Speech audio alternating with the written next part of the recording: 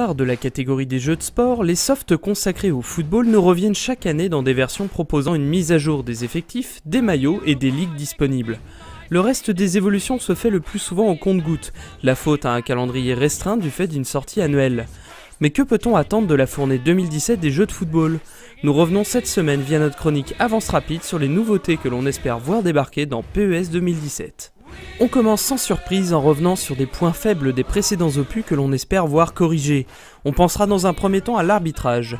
Il fallait quasiment poignarder un joueur et couler son cadavre dans du ciment pour obtenir un carton rouge dans l'épisode 2016. Alors messieurs les arbitres, on compte sur vous pour élever la voix et montrer le bon exemple en 2017. Autre point négatif soulevé lors de notre test, les tacles un poil trop téléguidés et aboutissant trop souvent à des contres favorables mériteraient d'être revus. La parole à la défense, oui, mais avec parcimonie. Sur le plan du gameplay, on attendra évidemment diverses améliorations susceptibles de rapprocher encore et toujours plus le soft d'une simulation de football réaliste. Premier point ici soulevé, la physique de balle que l'on espère voir gagner un peu en souplesse, notamment sur les frappes lointaines et les coups de pied arrêtés. On pourrait ainsi distinguer les différentes frappes de balle grâce aux effets plus réalistes imprimés au mouvement du ballon. Côté contenu, PES se doit également de muscler son offre pour concurrencer davantage son principal adversaire.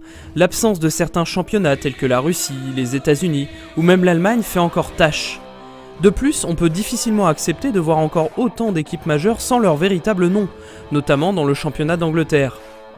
Sur ce point, PES progresse mais reste encore un peu léger pour les puristes souhaitant disposer d'un catalogue conséquent d'équipes, sans devoir en recréer eux-mêmes une partie. Les équipes féminines fraîchement débarquées dans FIFA auraient aussi fière allure au sein de Pro Evolution Soccer. Histoire de couper l'herbe sous le pied de son concurrent, PES pourrait même avoir la bonne idée d'inclure les licences officielles des compétitions internationales féminines. Enfin, nous espérons voir la série soigner ses modes en ligne pour les rendre plus attrayants. Sur le plan de l'immersion, une partie de la rédaction reste encore sceptique concernant la série des Pro Evolution Soccer. Si la modélisation globale du jeu est déjà techniquement aboutie, on aimerait ainsi le voir retoucher légèrement ses teintes et sa lumière pour se rapprocher d'un rendu plus réaliste du football. Un point sur lequel FIFA conserve pour le moment une longueur d'avance, et ce malgré une modélisation globale techniquement moins impressionnante. Bien évidemment, en termes d'habillage, la présence d'un plus grand nombre de licences officielles faciliterait également l'immersion au sein du jeu. D'un point de vue purement ergonomique, on apprécie évidemment les efforts réalisés par Konami pour rendre son titre bien plus agréable à parcourir. Une petite retouche des menus pour les rendre encore plus modernes et épurés ne serait toutefois pas de refus. Nous avons d'ailleurs toutes les raisons d'être optimistes à ce sujet tant la série a su progresser sur ce point au cours des derniers épisodes. Si l'on devait davantage fantasmer sur ce nouveau PES, ce serait du côté de l'ajout des fonctions exotiques. Qui n'a jamais apprécié les sessions de futsal virtuelles ? Alors que du côté de la concurrence on semble avoir abandonné au moins temporairement le concept, PES 2017 pourrait surprendre tout le monde en permettant aux joueurs d'explorer à nouveau les salles en équipe restreinte. De même, le retour d'un mode défi à la ISS offrirait un concurrent de poids aux jeux techniques de FIFA. On pourrait ainsi par exemple devoir remonter un handicap de 2 buts en moins de 20 minutes. Dans l'idéal, reprendre des situations tirées de matchs réels offrirait un gros plus en termes de crédibilité pour un tel mode. Enfin, pourquoi ne pas essayer d'insuffler un réalisme total du mode vers une légende ?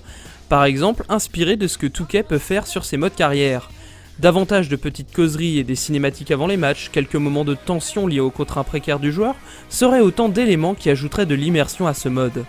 Voilà donc ce que l'on peut attendre de ce nouvel épisode de la série Pro Evolution Soccer. Si ces idées reflètent surtout le fruit de nos attentes, nous vous encourageons à formuler les vôtres en commentaire. Il ne nous reste plus qu'à attendre l'annonce officielle de l'épisode 2017 pour savoir si certaines de ces attentes seront matérialisées en jeu. Qui sait, avec un peu de chance, peut-être qu'un ou deux de nos rêves les plus fous seront même de la partie.